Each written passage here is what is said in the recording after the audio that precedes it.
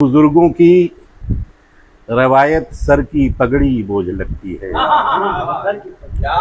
बुजुर्गों की रवायत सर की पगड़ी बोझ लगती है।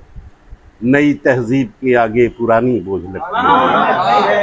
नई तहजीब के आगे पुरानी बोझ लगती है। और कभी ऐसा भी होता है कि बेटी बोझ लगती है। गरीबी हद से बढ़, कभी ऐसा भी होता है कि रोटी बोझ लगती है। गरीबी हद से बढ़ जाए तो बेटी बोझ लगती है।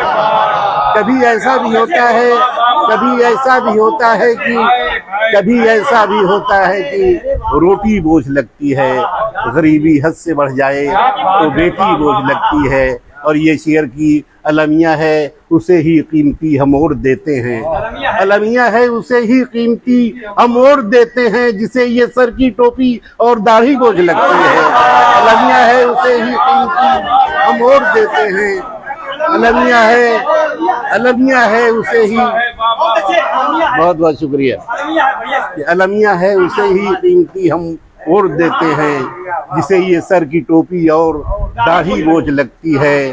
और ये है कि ये शेर देखें कि बहुत दिन तक बहन मैके में रह जाए तो गुर्बत में, बहुत दिन तक बहन मैके में रह जाए तो गुर्बत में, सगे इन भाइयों को चंद रोटी बोझ लगती है।